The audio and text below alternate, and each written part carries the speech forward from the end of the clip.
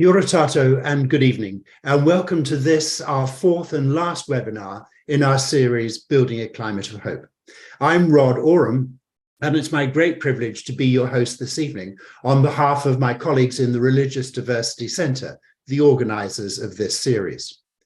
In our search for hope this evening, we're looking out to the global context on the climate crisis and linking it back to us here in Aotearoa, New Zealand. Thus, it's a great privilege to have the Right Honourable Helen Clark as our main speaker, who draws on her experience here and around the world on these issues.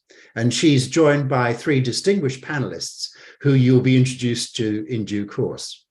Now, however, because of Helen's overseas travel schedule, we had to record the discussion with her and our panelists last Friday evening.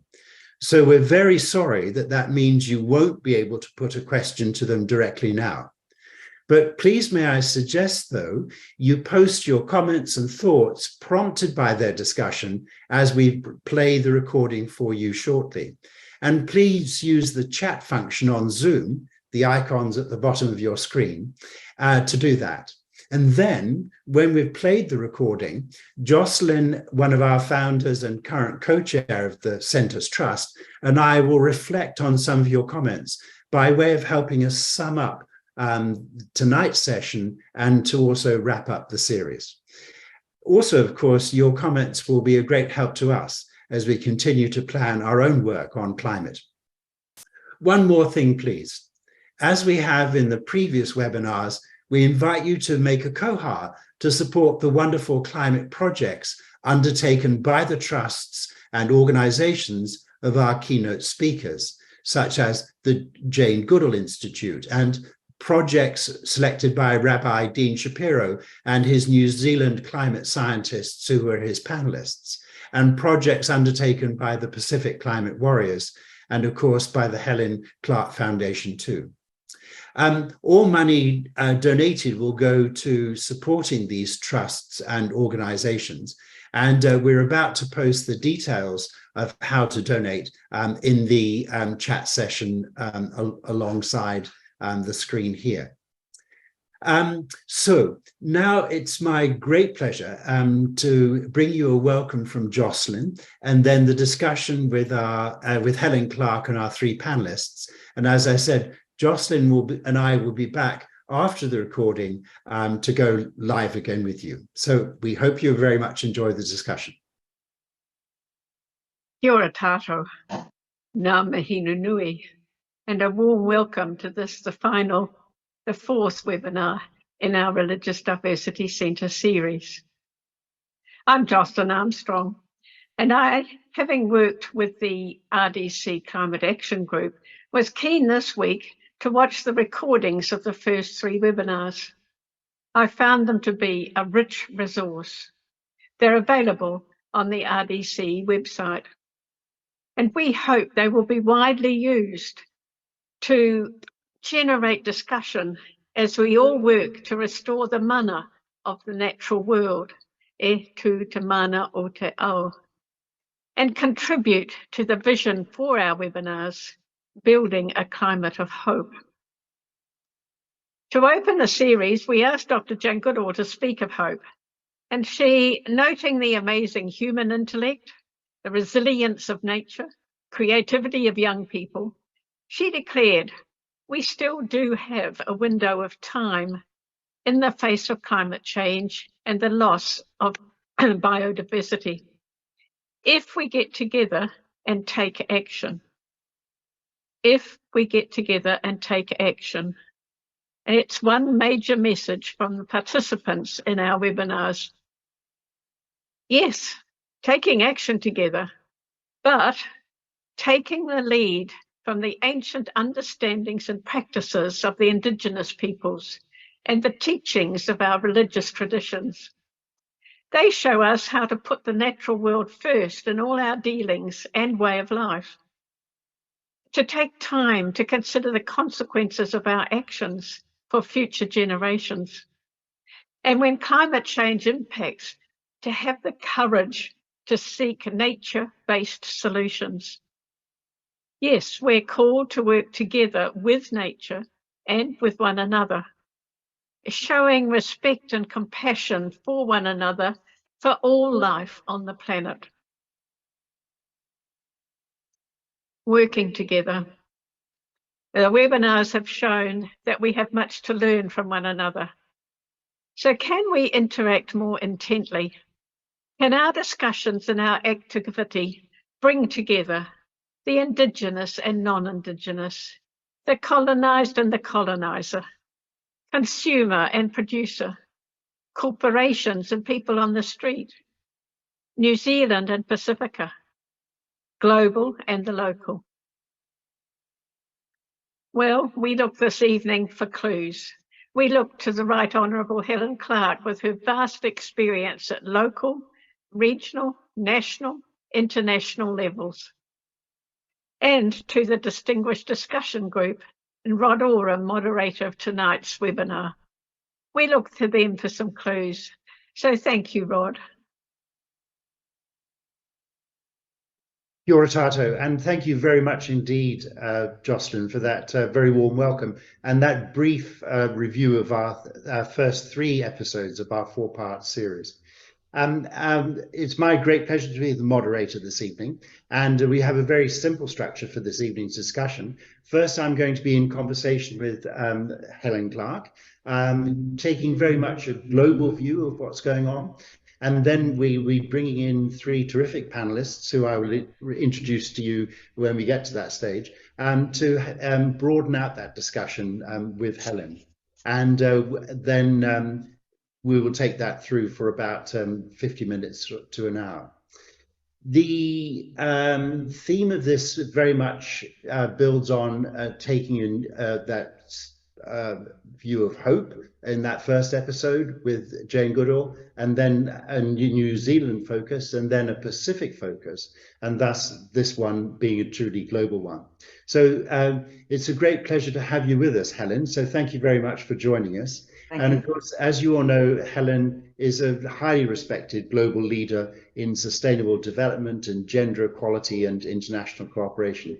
9 years our Prime Minister here, and then off to the United Nations for 8 years as administrator for the UN Development Programme, and then post that some important roles, such as being co-chair of the independent panel reviewing pandemic preparation on behalf of the World Health Organization.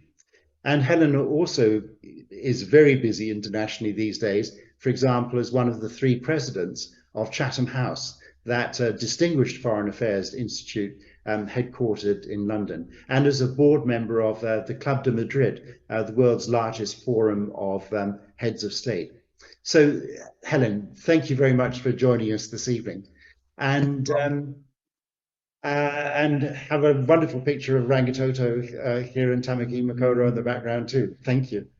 If I may start right at that global view, from your experience internationally over the last few years, what do you think have been the most marked shifts in politics and personal and cultural and social responses to the climate crisis? I think the biggest shift has been in the level of awareness.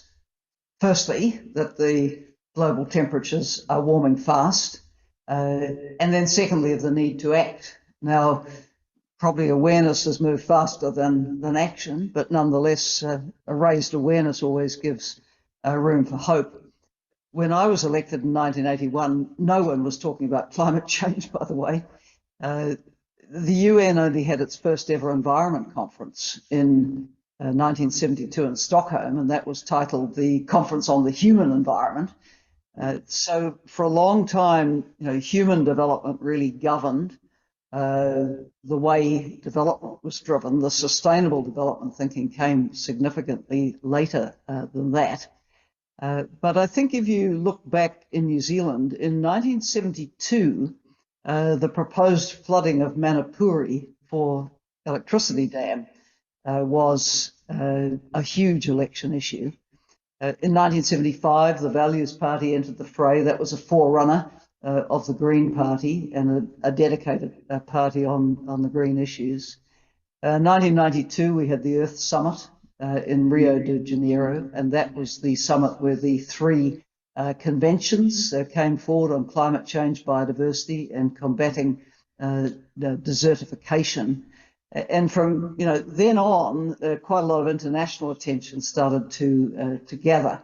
The Kyoto Protocol, of course, in 1997, and then a series of COPs, some not very successful, some successful, that we can talk about a little bit later. But in essence, we're light years from where we were in terms of awareness from when I first got engaged in politics.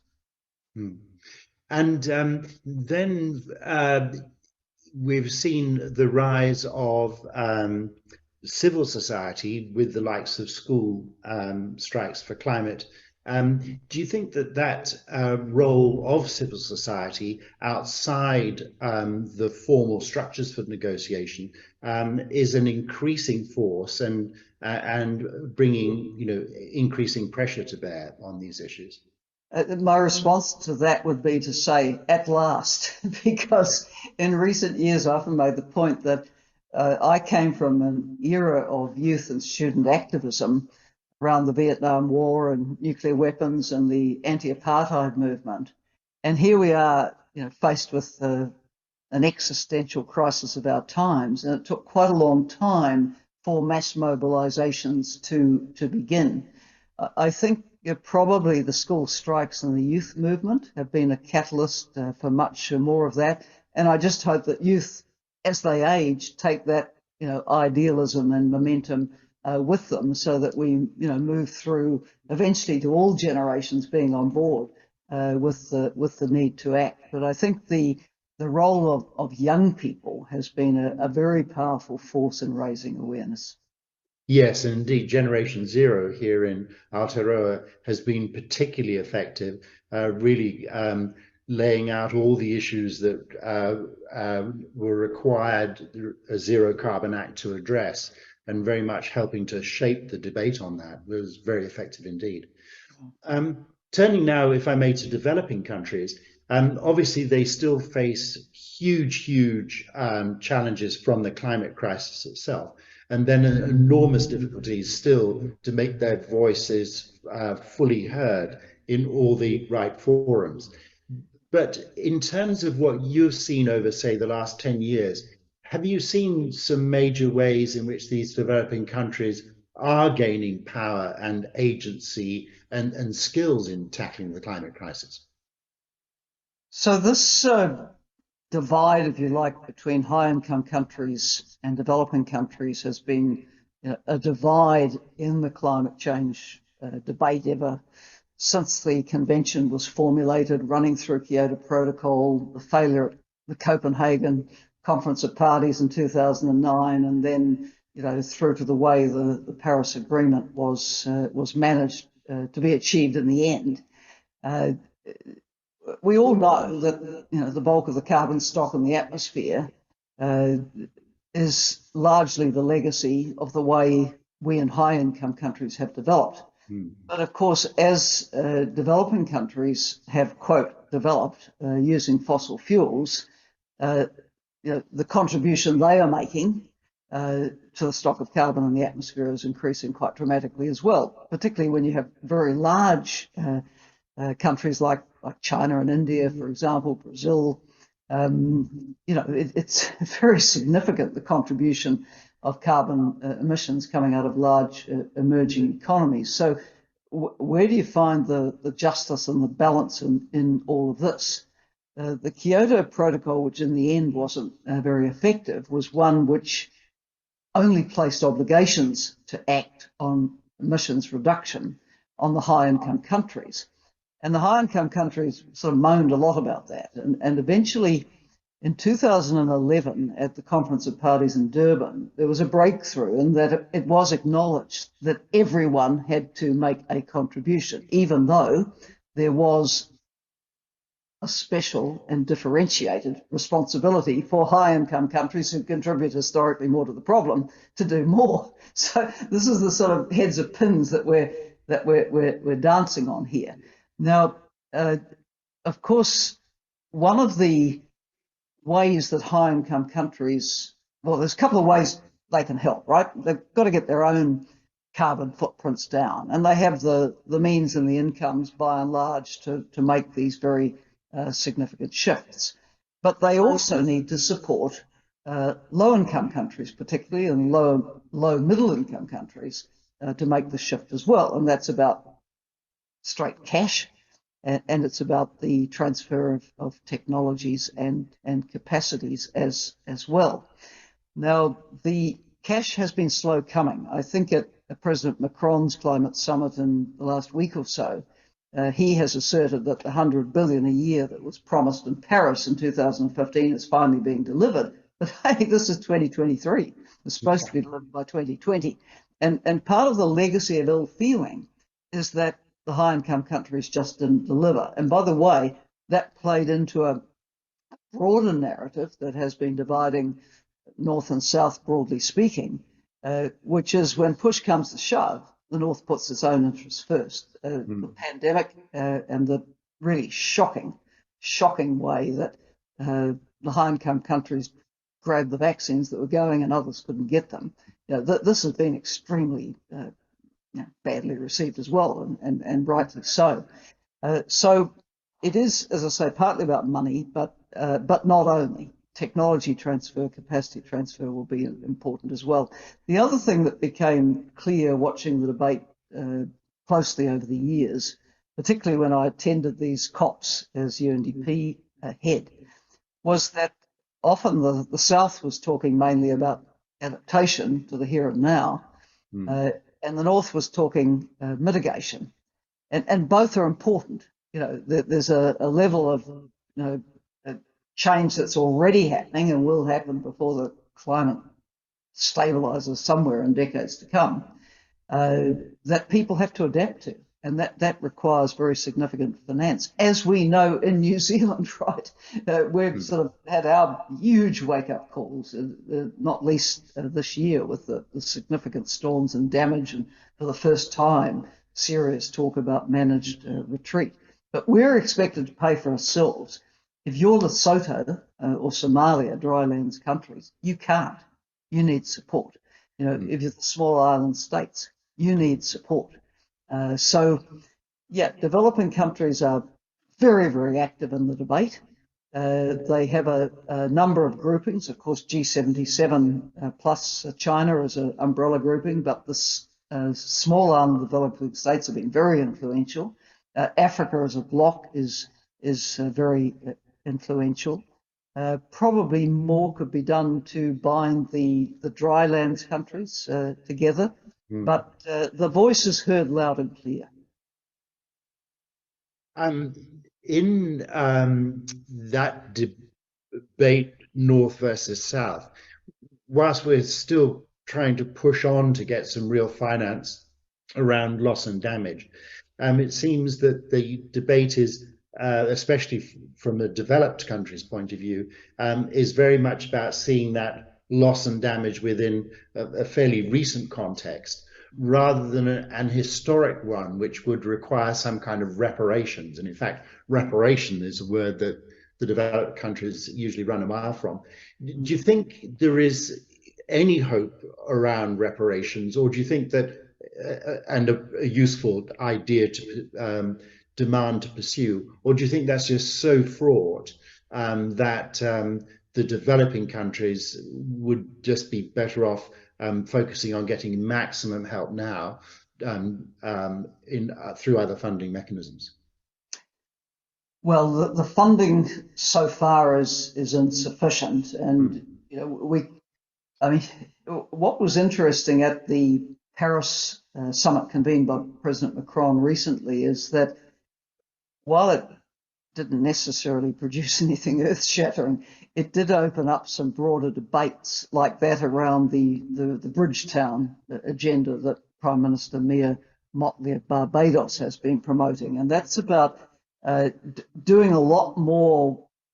Well, it's about many things, but one of them is doing a lot more with the balance sheets of the international and regional development banks to leverage those for far greater finance for climate. So I think that with the Paris Agreement, the 100 billion a year was supposed to be through to 2020.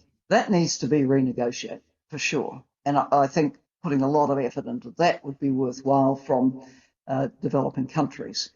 I think this Bridgetown agenda is a vehicle for looking at how the World Bank and other regional banks can leverage balance sheets. But loss and damage, you're right, Rod, at the moment is in the way the West has agreed to it is quite limited. It's not about, quote, reparations. As I read it, it's quite a limited idea at the moment. And look, it has merit as far as it goes, but it's not big. It's looking at, I think, particularly the situation that low-income countries or very climate-exposed countries like small island developing states face when they have a massive adverse event and they can't borrow anymore, right? Countries are very heavily borrowed. I mean, the whole debt stress and need for debt relief and recapitalisation debate is feeding into this as well. When I was at UNDP, we were on a crusade with the Pacific Island Forum and CARICOM on the Caribbean and Eric Solheim at the OECD Development Assistance Committee to say that there should be concessional finance available to small island developing states and other climate vulnerable countries who are middle income countries in the event of these very severe events, because you can be a middle income country like Vanuatu, but then lose everything when a major cyclone like Pam comes along. So loss and damage could deal with that. But when you look at what was actually agreed to at the last COP, I mean, it was yes, loss and damage, but no agreement on a mechanism, no talk about sums of money and so on. Now, the African Development Bank is coming up with figures that suggest that that continent loses anywhere between 290 billion and 290 million and 580 million a year because of climate change. Now that's real money. So this debate isn't going to go away. There's a foothold now with the limited loss and damage agreement yet to be expounded on. But for sure, reparations will keep coming round. It would be very helpful if the debate shifted to how much benefit there would be, not just for developing countries, but for the rest of the world, if there was very serious investment in developing countries to make sure that their growth is very green, but make sure that they are more climate resilient.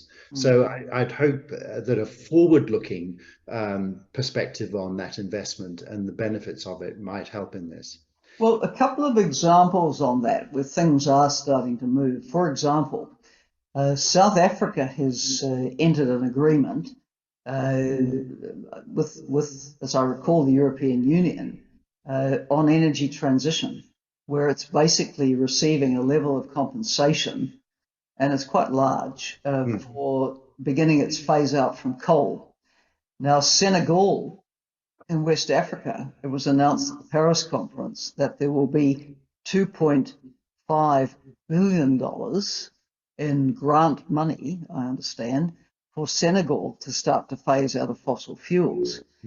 But you start to see the dimension of this. I mean, Senegal is one West African country with a population of 18 million, and it takes 2.5 billion just to support Senegal down this road. We're talking 100 million, whatever, for South Africa. There's 173 or so developing countries. I mean, this is huge money, and there will be, countries which are, for whatever reason, so kind of more obvious partners for the West to do these kinds of deals. Senegal has been, a bit of a donor darling.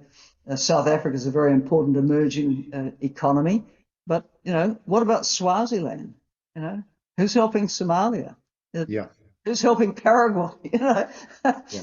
So we need much more systematic approaches to energy transition and what it's going to take for developing countries to be able to deliver modern energy to everyone in a sustainable way. Otherwise, we will keep running into these arguments about the right to pollute. You know, you rich people, rich countries, you got to where you were by polluting. Now you're saying that we have to sit out there without modern energy for all our people because we're not allowed to use fossil fuels. I mean, there's quite passionate debates about this. So unless we're prepared to have financing mechanisms and a lot more grant support for that energy transition, we're not going to move as fast as we need to. Indeed. Let me shift the focus, if I may, specifically to the United Nations. Now, the Sustainable Development Goals have been a really important part of its work, and you'd be very intimately involved with that in UNDP.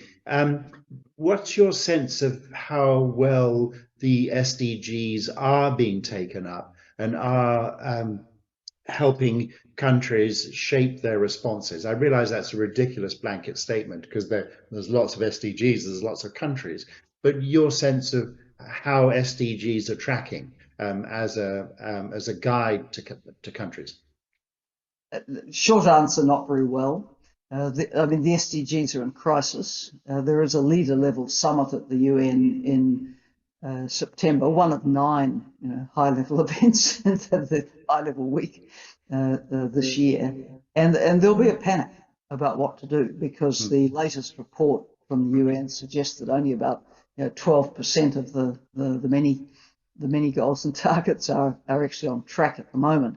And I must say that with climate change, the SDGs more or less defer to what's happening in the Climate Change Conference of Parties, implementation of Paris Agreement sort of processes. So they don't pronounce that specifically, apart from backing that. But what the SDGs call for is this, triple bottom line thinking, if you like, that there's an imperative to advance human development. There's an imperative for people to have, livelihoods which can sustain themselves and their families, but there's an imperative to do it in a way which doesn't destroy the planet. Now, to what extent are countries really pursuing, that triple win approach, if you like? I suspect not enough and not fast enough. So it would be interesting to see, whether the SDG summit political declaration comes out with anything more specific. But I think we're likely to need to look more to what's driven through at the conferences of parties for the movement on climate action. Yeah. Now, every year as we approach the next conference of the party, there's these calls for, great ambition and all the rest, and then there's a lot of disappointment if there's relatively little progress. Is that fair to heap all that ambition on the conference of the parties, given that everything that's agreed at a COP has to be agreed by everyone? And yet, at a working level, there's a huge amount of work goes on through the COP process to build frameworks, to spread knowledge and the rest. So should we be looking to COPs for that big ambition, or does that lie elsewhere? And should we take hope that or encouragement from COPs serving a broader purpose? Well, some of these conference of parties annual meetings fail completely, like Copenhagen. And then you go into sort of rescue conferences in the subsequent years. So Copenhagen fails. The Mexicans held it the next year in Cancun, as I recall. I was there. And they kind of kept the process alive. They set publicly a low level of ambition, because after you're coming after a failure, you're a bit cautious, but they got there in the end. They were good hosts. And then it went to South Africa, which had the clout also to get a reasonable conference out of Durban. Then you tend to slip backwards, where you have hosts that are more committed to fossil fuels, shall I say. Poland has hosted about 3 COPs, heaven knows why. Egypt, of course, had it last year. And now we've got UAE, which will be interesting. We'll talk some more about that. But what is often very frustrating to look at is what they call the intersessional meeting that takes place in Bonn in the middle of the year. So it's just been had, and I checked the headlines before talking on this tonight. So the headlines go: UN climate body head dissatisfied with Bonn climate talks outcome. Well, you could write that headline every year about the Bonn intersessional, because often you claw your way through a COP to some kind of agreement, like on loss and damage in the recent past, and then you go to COP and the ministers aren't there, so the officials come, and it's almost like the last COP didn't happen, and everyone digs back into their trenches and their positions, and nothing much moves. And then you process stumbles on to the holding of the COP, and it's probably when the ministers come and recognise that something has to be done that you start to get some crunch towards an agreement. And so often these COPs run over time. They're supposed to end at X time, and they can basically keep going day and night for at least a couple of days after that. So it's a bit of a stop go, stop go, stop go. Some years you not only have the Bonn process seem a bit hopeless, but also the COP's not very good. But other years, yes, the Bonn process won't do a lot, but COP ends up being a success because serious players went there and were determined to make it so. And the host was good. You get a very strong host like France, for example, in 2015. They put incredible diplomatic resource into getting that agreement. The president himself was very involved. The foreign minister was very involved. Their climate ambassador was terrific. It all came together. It was at the time of the Obama presidency. John Kerry was doing an incredible job as Secretary of State. All the moons were in alignment. The moons went out of alignment for a while, particularly with the Trump presidency. So, here we are trying to claw back. But here's another point about COPs. It does help if the Americans and the Chinese are on speaking terms. And of course, things haven't been so great the last few years. Now you have John Kerry and his counterpart, the climate change envoy for China, who know each other very well and work together to reduce Paris. But then when you have a war of words between not only a Trump presidency in China, but then obviously a war of words during the current term of the Biden presidency, then John Kerry can't produce miracles, and nor can his Chinese counterparts. So that's why, again, looking in the bigger context, Tony Blinken, the Secretary of State's visit to China was important, because it's the background context against which John Kerry and his counterpart can do their job. Then, of course, President Biden used some words at a campaign rally in California, which put that train off the rails as well. This is the reality. All these externalities are impacting on the ability to drive successful COPs. And we go into this one, and we can ask, how might it shape up in Dubai? Well, here we are with UAE, which owes its wealth to oil. They have put the oil company, National Oil Company chief executive, in charge of the COP. It's not good karma, is it? Now, to be fair, he's also played a role in their, Mazda, renewable sort of centre in the past. But what people will focus on now, and rightly, is he's head of the National Oil Company, and he's going to lead a breakthrough on fossil fuels and stare down the fossil fuel lobbyists. I don't think so. So, it's going to be an interesting ride this year in Dubai. No, absolutely.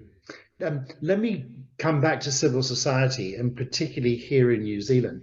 And I was wondering if you reflect back on your time as Prime Minister, what some of the key lessons were that you and your government learned about climate leadership and about dealing with very divergent positions on climate. Well, I learned that it was very, very difficult. One of the commitments we had going into government in 1999 was to ratify the Kyoto Protocol, which New Zealand hadn't done. Now, back in 97, when it was agreed, Simon Upton was Minister for the Environment, and he was very forward-leaning, and managed to get the government to agree to sign off on it, presumably at a COP. But then they didn't ratify. And why didn't they ratify? I assume it was agriculture, as always. So we had a campaign pledge to ratify the Kyoto Protocol, and then, of course, had to begin to develop ways of how you could meaningfully implement it once ratified. And for New Zealand, you keep coming up across the agriculture interests, where you have 50% of your greenhouse gas emissions coming from agriculture, and tremendous resistance and significant parts of the farming community to doing anything. It's very hard. I mean, as I recall, carbon trading system that legislation in my time set up had agriculture due to come in 2012. Well, it's 2023 and it never has. I mean, so I learned, Rod, that it was damn difficult. And who will forget the protest on the main steps of Parliament with Shane Ardern, the MP for Taranaki King Country, driving Myrtle, the old tractor, up the front steps, and Bill English holding a sign saying, "Tell the bitch not to sign." And this was to do with Kyoto or whatever. I mean, it was tough politics. So, you just have to put your hard hat on and carry on and do the best you can. But it's tough politics, and it's tough in a lot of countries. Mm. What would you encourage individual citizens here to do? What sort of effective roles can we play in trying to build that consensus, trying to move the politics along here? Well, I think we need the equivalent, really, of what made New Zealand nuclear free, and that was throughout the towns and cities and communities of New Zealand, communities formed their nuclear-free groups, and they made it clear what sort of future they wanted for New Zealand. I don't think we've had that level of mobilisation yet. As I say, young people have been terrific, and you've had some good supportive people in the sustainable business community. But could we really say that we have a mass mobilisation of citizens, suburb by suburb, community by community? I don't think so. I don't think yet there's enough support for politicians trying to do the right thing, and there's not enough pressure on those who are dragging the chain. So I think, from the point of view of the individual citizen, we need movements that people can be part of and use their voice. Of course, there's all the things people can do at their own level as well. Are they energy efficient? To what extent are they endeavouring to get their overall fossil fuel imprint down, and so on.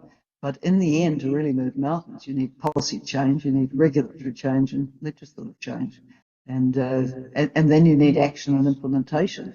So we, after long and painful processes of consultation, we have the Carbon Zero Act and so on. But then we're still fighting about you actually get there. So no, it's been very, very tough politics here. My last question, if I may, is this one. The title for this series is Building a Climate of Hope. And so we've been asking lots of people, all our speakers, where they personally seek and find hope amidst all the complexity, amidst the daunting challenges, and amidst a sense that it's so hard to get any kind of progress. I think you find hope particularly in young people, and as I said, if young people keep that sense of mission about climate going forward, we'll eventually have generations where everybody's on board and wants to act. So I do put a lot of faith in the voice of youth and the mobilisation of youth, but they need to convince their parents and grandparents too. Yeah, absolutely. Well, thank you. Now, for taking us on quite a journey around the world on all of these issues, and so not just a travel in geographic terms, but also in time over the long period you've been wrestling with all these issues. Now, at this point, it's a great pleasure to sort of open up the discussion, if I may, by introducing our three panelists. Who will be turning on their screens as we do this, I'm sure. First of all, there's Dr. Bronwyn Hayward, who is a professor in the Department of Political Science and International Relations at the University at Canterbury and director of the Sustainable Citizenship and Civic Imagination Research Group there. And Bronwyn, of course, is very well known for her research that focuses on that intersection of sustainability in youth and climate change and citizenship. And of course, a very considerable contribution to as a coordinating lead author for the Intergovernmental Panel on Climate Change's Assessment Report 6 and prior work before that. So Bronwyn, welcome. It's a great pleasure to have you with us this evening. And secondly is Dr. Hafsa Ahmed. Hafsa is a lecturer in the Department of Global Value Chains and Trade at Lincoln University, and previous roles in Canterbury have included being a strategy advisor at Environment Canterbury. Originally from Hyderabad, India, Hafsa has been a Kiwi since 2007 and did her PhD at Lincoln and does wonderful work out in the community, such as her Lady Khadija Charitable Trust in Christchurch, which seeks to empower communities through compassion and social cohesion, an organization she co-founded in 2016. So Hafsa, welcome. It's a great pleasure to have you with us this evening. And thirdly, Mike Smith. Mike from Ngāpuhi and Ngāti Kahu is the climate co-chair of the iwi Chairs Forum and a long-running tireless campaigner on climate and other very crucial issues. Last year, Mike took legal action against 7 of the country's largest polluters and fossil fuel users or sellers, such as Fonterra and Z Energy, claiming injury from their ongoing emissions. Now, he was denied the opportunity to take that to trial by the High Court and then the Court of Appeal. But the Supreme Court heard his appeal on that in August last year as to whether he has a right to a trial.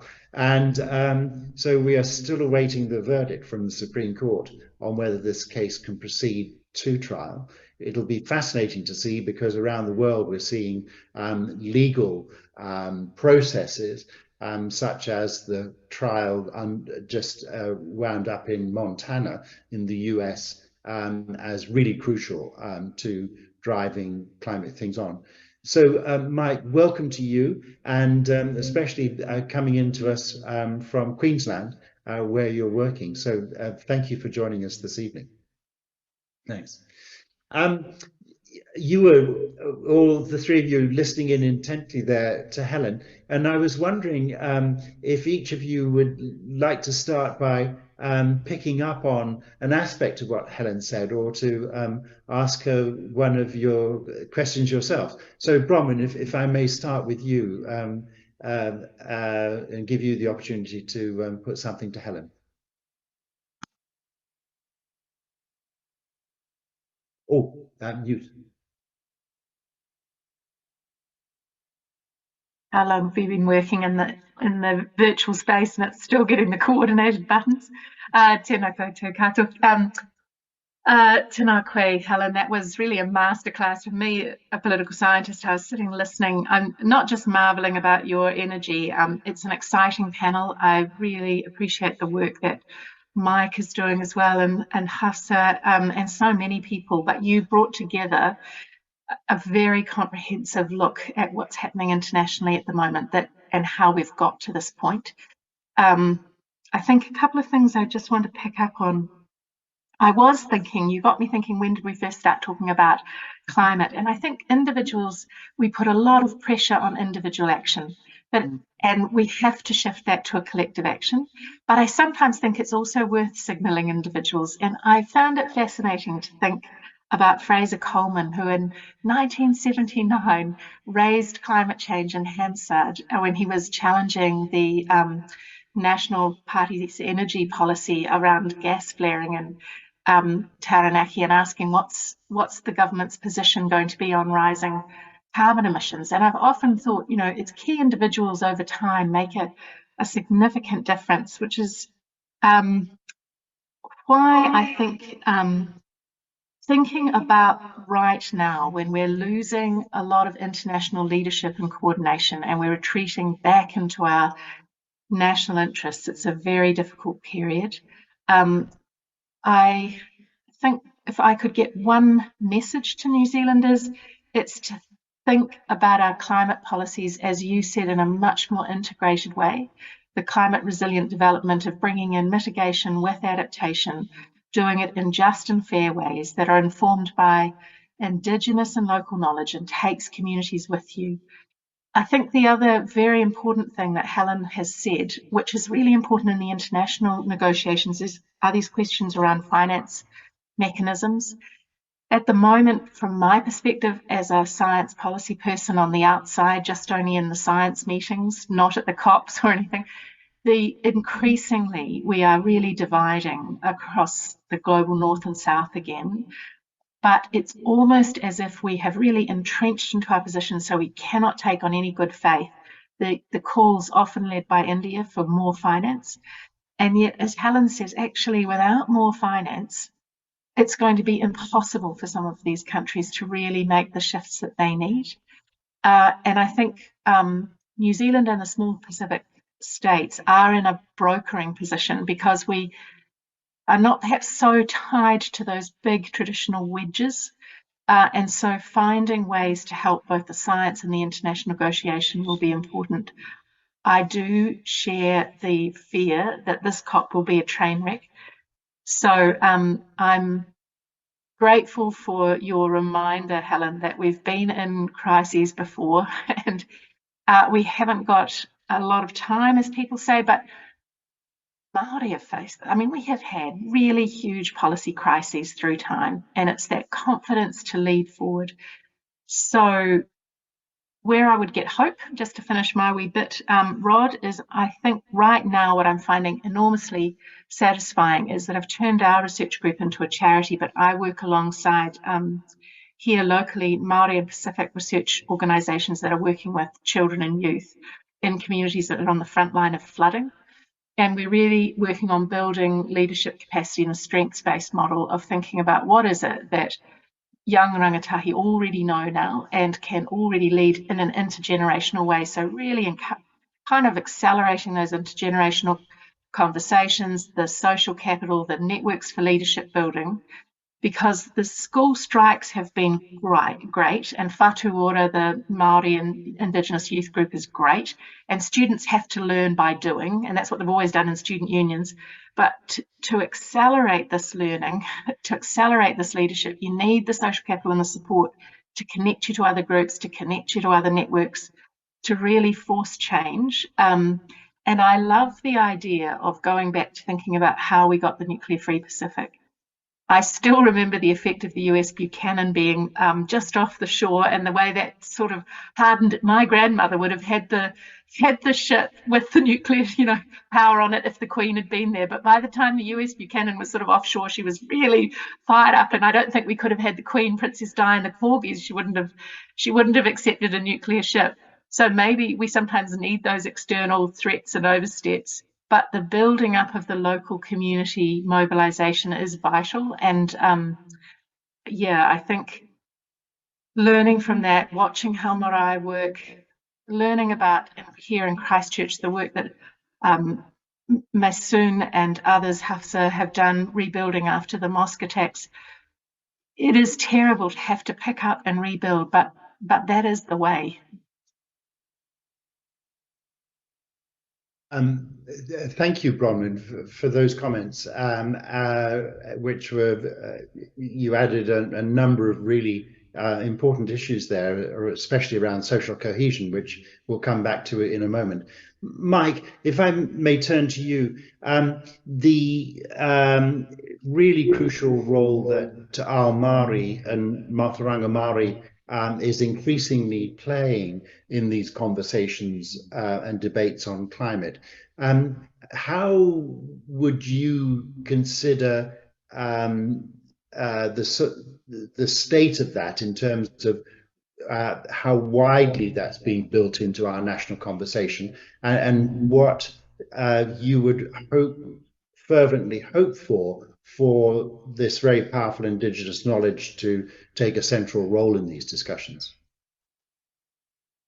Thanks, Rod. And yes, very interesting listening to the comments of the previous two speakers, and thanks for those contributions. I guess in response to your question, I would say that Mātauranga Māori provides a framework that touches upon the elements that Ms. Clark raised in terms of how we frame our triple bottom line, and that you described that back in the early 80s, the human development aspect was the primary driver. I'd say that the economic sector was elevated as also the primary driver, and therefore we failed to elevate the environment as the overarching aspect that governs, shapes, and enables both the human well-being and economic well-being is based on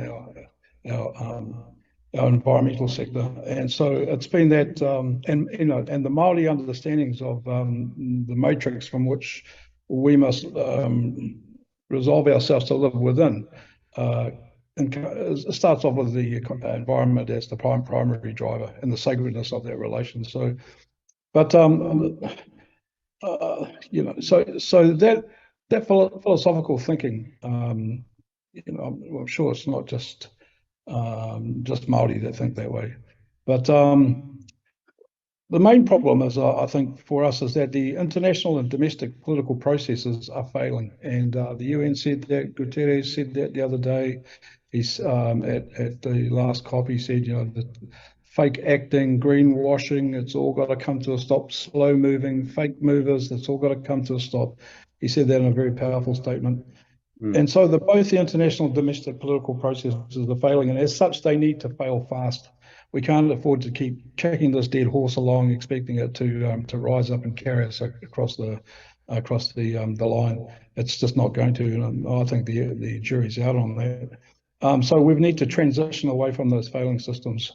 And there are two horns of that failure dilemma. And on one hand, there are the vested interests of the extractive industrial complex, and we heard Ms. Clark talk about that, and the influence that they have both in these bodies and the influence that they have in world government. So that's the first failure. The other horn of that failure is public opinion and the fear of political.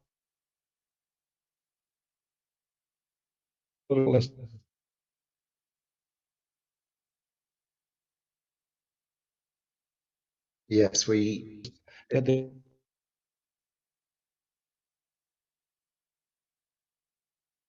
I'm just hoping that Mike's connection will improve.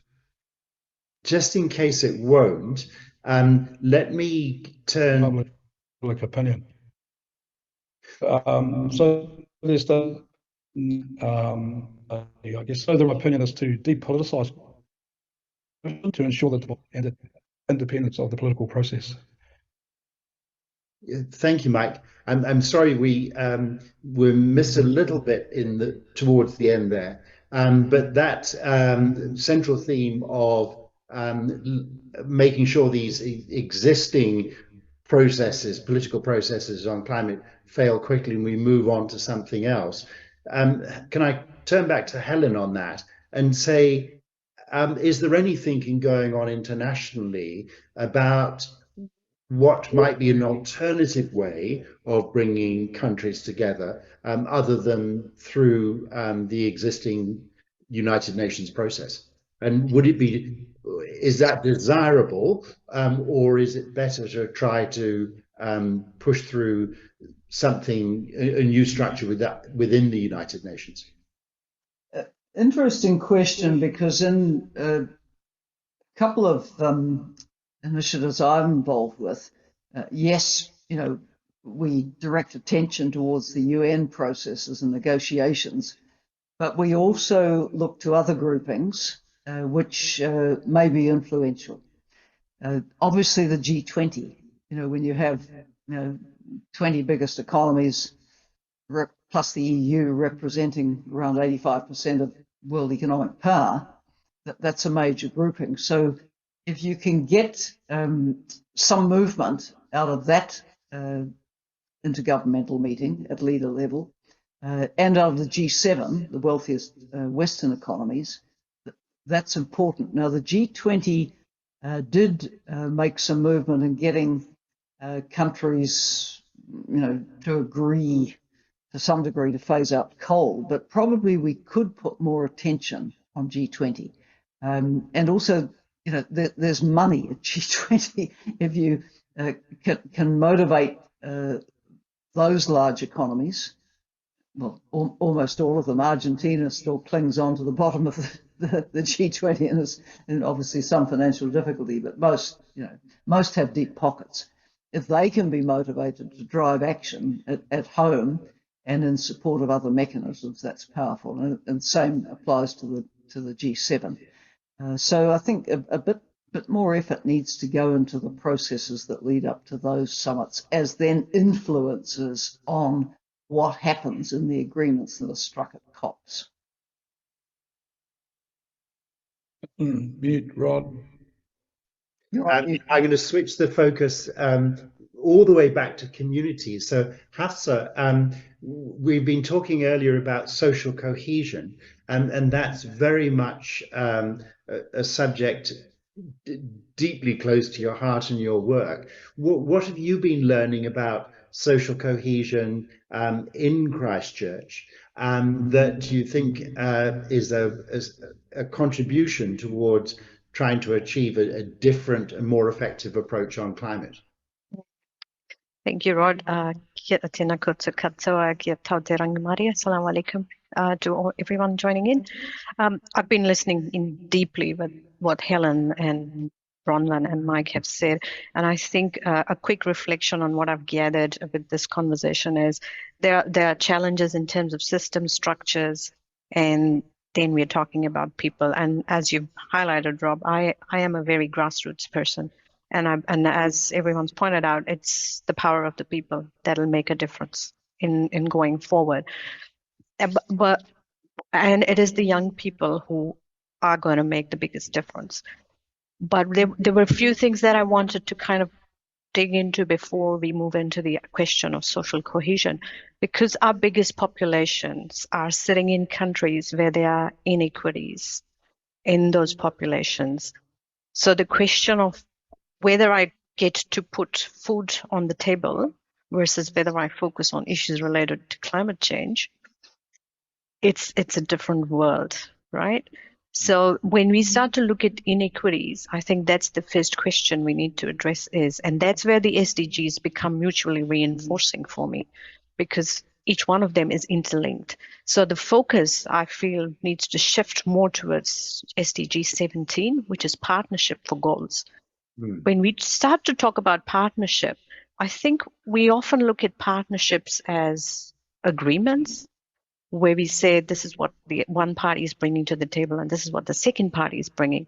But what I've learned about partnership, particularly after working with the communities, is that partnership is when you come with a blank piece of paper to solve a problem, not with pre-agreed solutions. You come with your resources and your capabilities and you sit at the table and develop the solution together. Because often when we come together with pre-agreed solutions, we are driven by agendas. We are not driven by the problem or the intent to solve the problem. And that's where the word partnership, I believe, needs to be redefined, and we need to relook at it. And and that was one reflection, and I think that's where the idea of social cohesion comes in for me, is when you want to build a stronger community of different identities or diversity, you sit down in a partnership approach where you bring people together with different ideas and have the ability to hold space for those different ideas to come together to solve the problem. The other reflection, which is the second reflection I had, was at the individual level is where the biggest difference is going to happen. And the presence of social media makes it easier and harder both at the same time. And we have seen that with COVID. And I think that's where the efforts need to be put in terms of understanding the dynamics of social media and the big corporates who hold positions where they start to influencing social media behavior through algorithms. So that then puts the focus on the Christchurch call to understand how do we navigate this. So for me, the whole problem solution and the hope sits with individuals where I feel that the ideas are something like wildflowers. So I will use the metaphor of wildflowers. They go fast and they're beautiful. And giving the power back to the people at that individual level is where we are going to see the biggest solutions emerge from. But that needs true partnership. Thank you. Fine. Thank you very much indeed. Let me now go back to Mike, if I may. Mike, you have been to at least one COP, because I saw you there last year, and possibly more. And so would you like to give us a sense of how Indigenous knowledge is coming to the forefront internationally on climate? It's turning up, for example, in whole chapters in IPCC reports and strong representation at COPs. So how can you give us a sense of that growing focus? Yes, on one level, I think that's good, but I think there's also a danger of romanticising Indigenous knowledge to the point where it's seen to be, nice to have, pat on the head, patronising type of inclusion, whereas there's no real fidelity towards some of those ideas, or no intent even to do that. So that's something we've got to be really cautious of. I was at a COP meeting a couple of years ago, and I was asked, what is the Indigenous solution to the fossil fuel industry? So I said to them, well, anybody who comes to our communities and trying to kill our children, our Indigenous tikanga towards that is to kill them on the spot. That's our traditions. If anybody came threatening the well-being of our families and futures, we just kill them. And I said, but well, obviously we're not going to do that now in the in this century. So the second response is to banish them, which is exactly what we did with the fossil fuel industries and the deep sea oil drilling. So we did exactly what you folks are advocating. We came together as communities up and down the country. It was a 10-year campaign, and I was one of the organisers who organised up and down the country in regards to that. And we took the issue directly to the companies and within the countries of their origins and to their shareholders, just letting them know that their investments wouldn't be secure here. And we created a political mandate that the Ardern government moved on and said, okay, well, there's obviously a mandate for this, and so they stopped fossil fuel expansionism within our exclusive economic zone, which is the fourth largest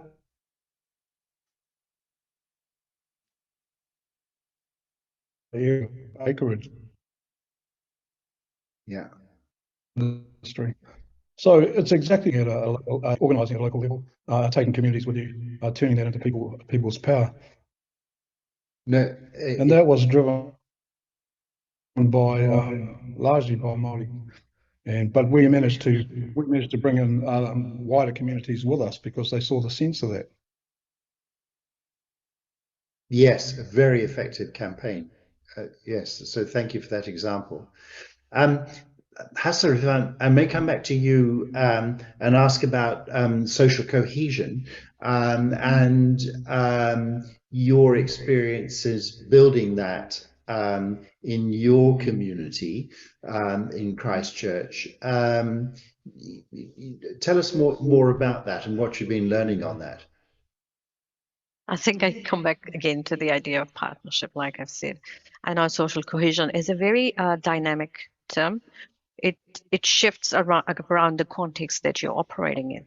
right? So it shifts around the issues that you're operating around. And again, coming back to what all the panelists have said, social cohesion is about people. And when you look at people, you're looking at two things. You're looking at individual behaviors and you're looking at relationships. And then within social cohesion, I think it's really key to understand individuals. Sometimes it's more about, like I've already said, it's about holding space and giving them the opportunity to speak about what is it that they're really dealing with. And I think that's what I have learned here with the work that we've been doing around the whole idea of when there are challenges in the community of understanding each other. In fact, our latest project that we worked on is called Community of Strangers. We need to appreciate that we will be strangers to each other, but that doesn't mean that we move into the idea of disrespect. We can agree to disagree. It's the old principle of that, isn't it? And that is where we become a community, where the civil society plays a real key role in going, we are willing to listen to each other with respect, but we can disagree. And that is how we build a stronger community together. Thank you. And I just I'd asked Helen and Bronwyn too have given us a sense of where they find hope in all of these issues. How about you, Hafsa, in terms of where you find hope? What keeps you going on these very intense climate issues? I call myself the optimistic futurist. And I always look towards the future with hope because, number one, I have hope in the next generation. And number two, I'm not sure if anyone here has read it or if the audience would like to read. There's a book called The Good Ancestor by Roman Krosniak, which is a brilliant book. I think that book gives you hope that if you adopt those 6 pillars, you will move in a positive direction. Yeah. Absolutely, a very fine book. And I think I'm right in saying that his partner is Kate Rayworth, she of the Donut Economy work. So a very terrific couple there. Mike, the question of hope for you, where do you find hope in your work?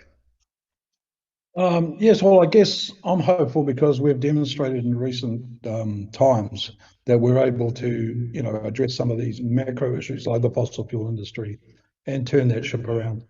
And we're able to do that without initially the support of the government. That was a people's movement and was directed by the popular will of the populace, as we've been talking about. And then that was ultimately reflected by our political party of a government at the time. Which is the essence of democracy. So that gives me hope.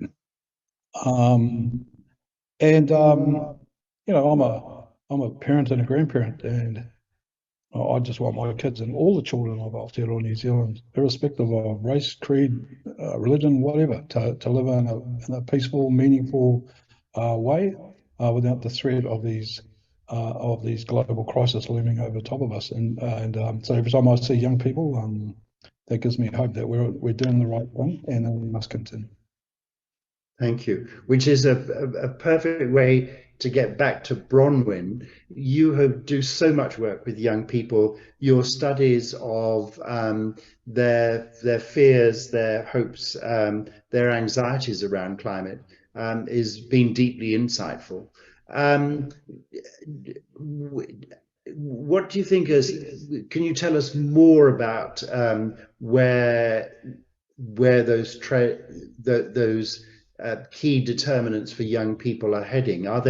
Do you sense they're getting a mix of both more empowered but also more fearful or whatever?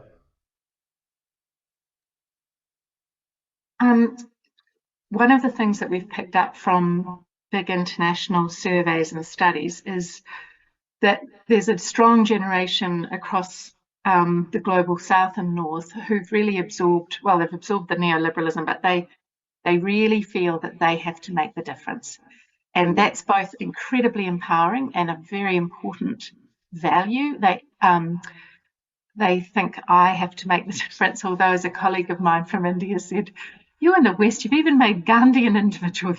Actually we're talking about waves of change, and that huge sense of responsibility to make a difference that we see in a lot of young people comes out in anxiety and the individualized actions. So I think what Hafsa and what Mike is saying is incredibly important, because one of the things is to try and make the problem smaller. Like, we've made climate huge, and what the roadmap that Helen's talking about and the actions that Mike talks about, like just thinking strategically, where are the key investors? Who are the key fossil fuel companies? How can we lobby, organise and address those? It's a very empowering thing to do it collectively and then to see that action. So I've really appreciated that story, Mike, and it reminds me too of the action that students took, which at the time I wasn't that supportive of. I feel terrible, but the carbon zero bill. But, they worked behind the scenes tightly, and when they had a change of government, there was their opportunity. They already had a piece of legislation ready to go, and I think again about making the problem smaller. Cities are a really important site of global carbon emissions, and cities are where people feel some sense of control. So 72% of our emissions come from cities. We're thinking about agriculture, of course, here, but actually at the city level you can systematically make a difference. I think also this question about, we put an enormous burden on young people to be our future, because we can't bear thinking about the fact that they'll have a worse future than we did, and sort of kind of make things better. But I think one of the things I've observed a lot lately is going along to talk to farming and agricultural groups, is every time and it is usually a younger farmer, a woman, somebody who's taken a few risks, steps up, there's this chorus of people that will crush them. And it's worrying to watch in a meeting. But as we were talking about with Mike before, it's not unusual that you will get a chorus of people who are very threatened because it's your identity. And how you've developed as a New Zealander and as a farmer, or if it's Norway in the coal industry and the oil industry. If it's Japan, it's the nuclear industry. You're really talking about questions of identity. So helping younger people see that the intensity of these debates are also cultural. What Hafs is saying about trying to connect with people as people and respectfully, getting those civil conversations matters, but also being very strategic about organisation. And I suppose I've just finished my one pet thing, is that we have loads of books that teach children about Rosa Parks and how she sat on the bus and changed civil rights. They never explain to people that Rosa Parks was auditioned for that position. There had been a previous person that they'd decided not to have. A couple of kids had sat on the bus on their own about 3 weeks before and were nearly killed. But when Rosa Parks did it, she'd been rehearsing in a movement of the Highlander schools, training in small communities alongside Martin Luther King and others for about 5 to 6 months. There was an enormous organisation of CARS and Black Civil Rights Movement unions that were there to get people to work when the buses stopped. If we continue to teach children that you have to be like Greta, you have to be individualized, we will never get there. We have to do what Mike is saying, help our new generations see how we work collectively. And I suppose for me, the spiritual conversation is important because there is such a strong sense of self-responsibility in a generation that wants to make change, they can easily burn out. So whether it's religion, or whether it's your connection to your ancestors and your family, whether it's your connection to the environment, whatever gives you that sense of self-transcendence and support, the things that give you the headspace out, the sense of collective support, that's also invaluable.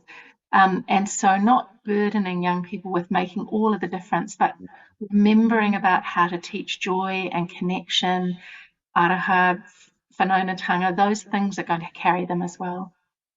Thank you. Very, very wise words there. And lastly, Helen, you've been hearing some wonderful insights from our three panelists. Is there something you would like to offer us by with conclusion to our discussion this evening.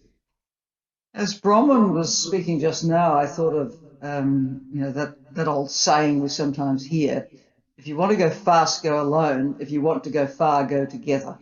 And I agree with Bronwyn.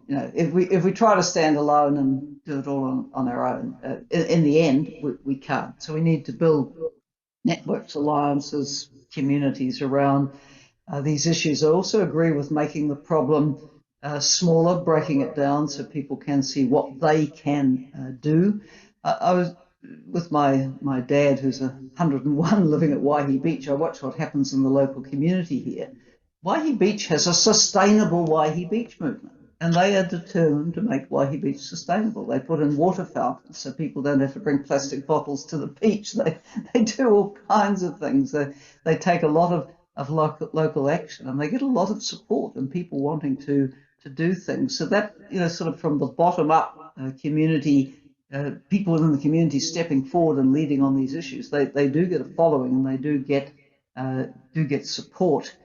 I think Mike also made some very good points about finance. The role of finance in trying to drive climate action. I recall back in 2014, I think it was, Ban Ki-moon held a climate summit in the high-level week of the UN General Assembly in New York.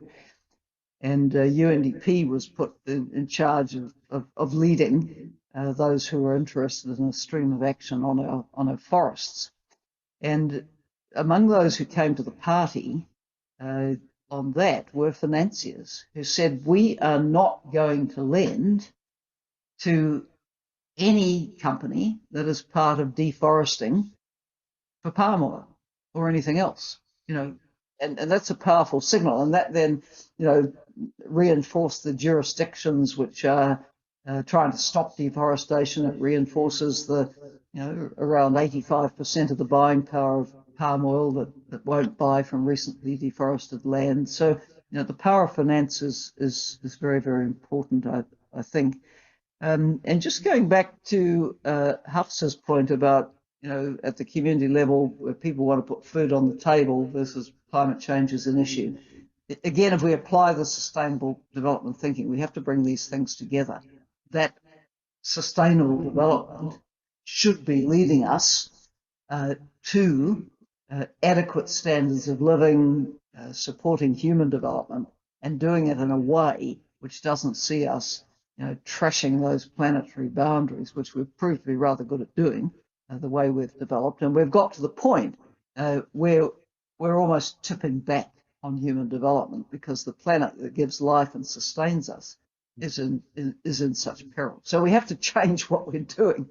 Otherwise, more misery. And who's going to vote for more misery if they understand that there is another way? Yeah. Well, look, thank you hugely, all four of you. Helen, for your considerable contributions to this discussion across all your wide experience internationally and at home.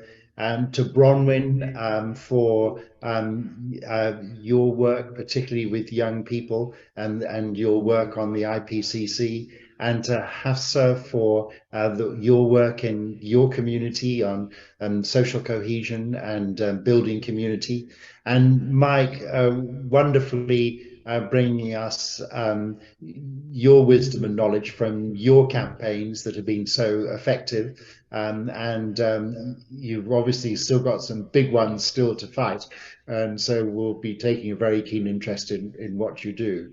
So thank you, the four of you, hugely for this. It's made this final episode of our webinar series very rich and deep in many ways. So thank you.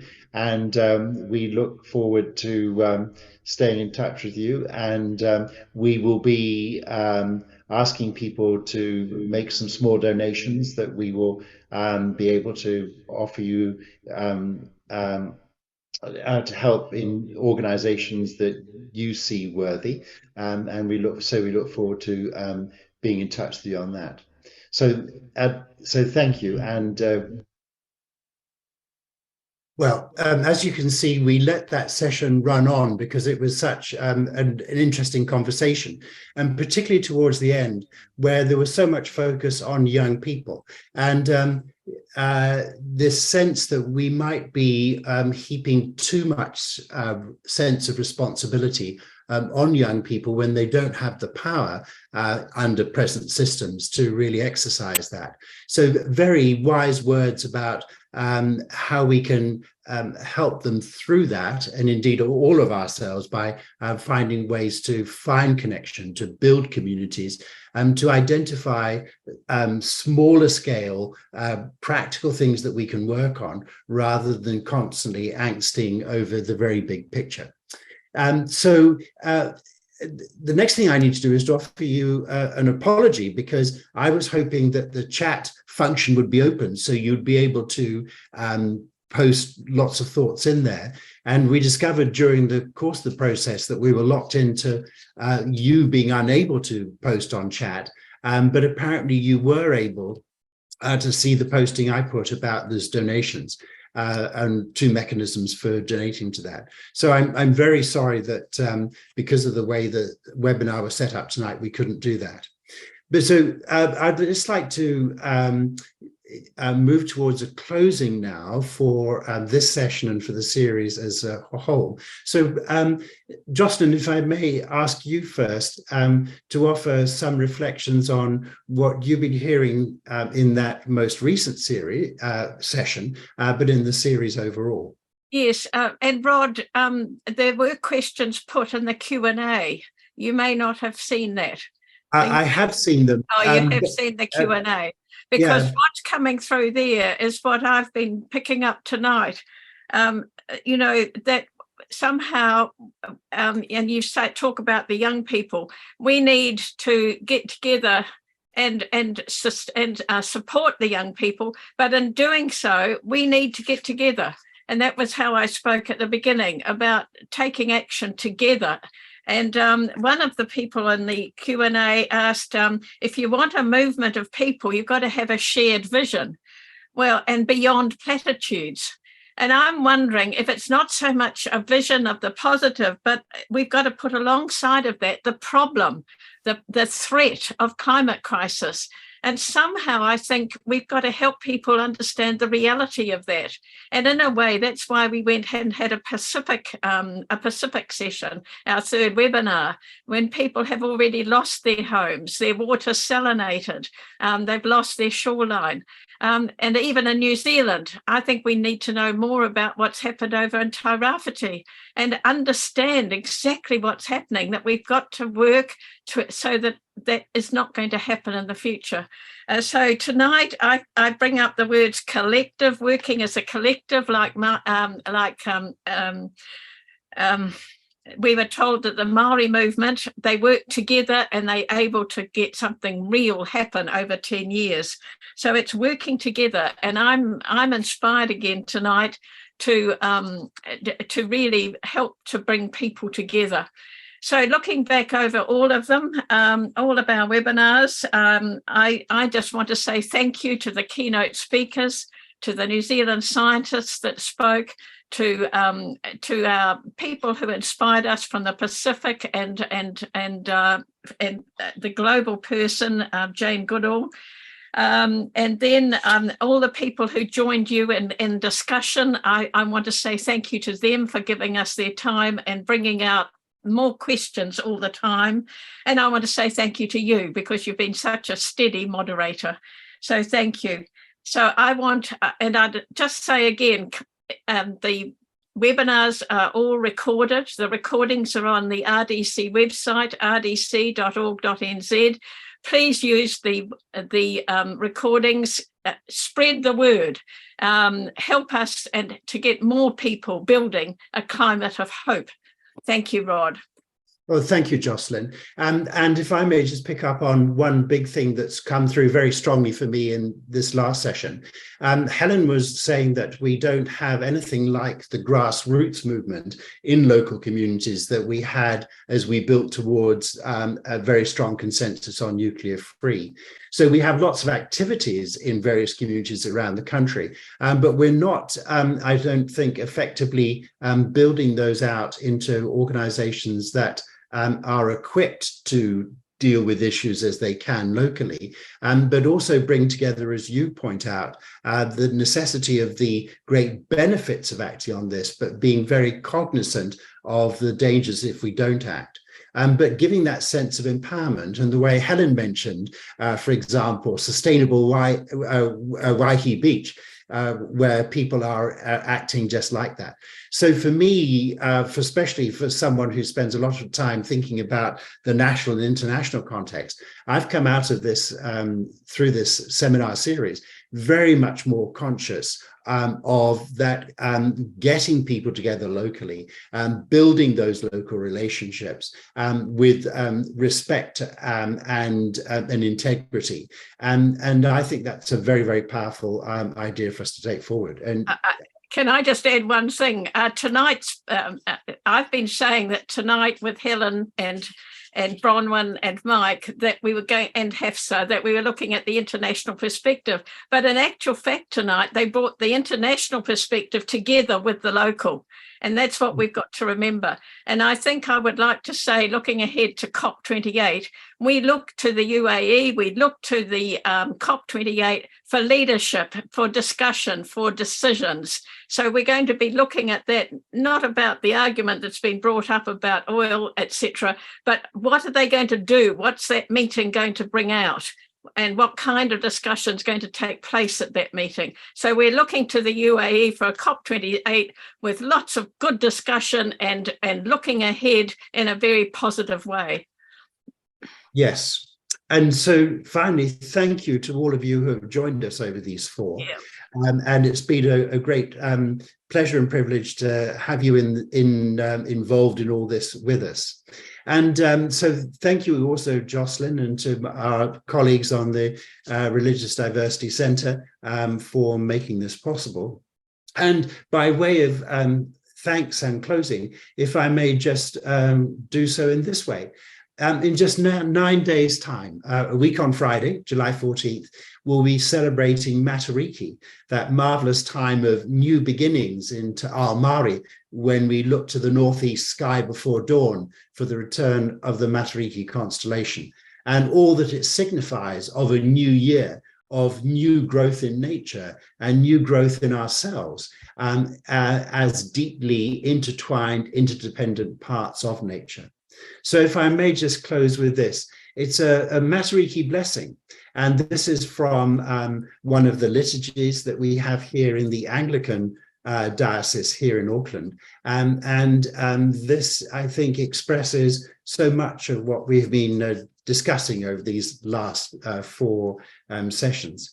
In midwinter, we teeter on the brink of a promise of hope. The cold winds of winter whisper of spring. John the Baptist points to new life. May the beauty of creation fill you with wonder. May the love of our ancestors wrap around you like a cloak.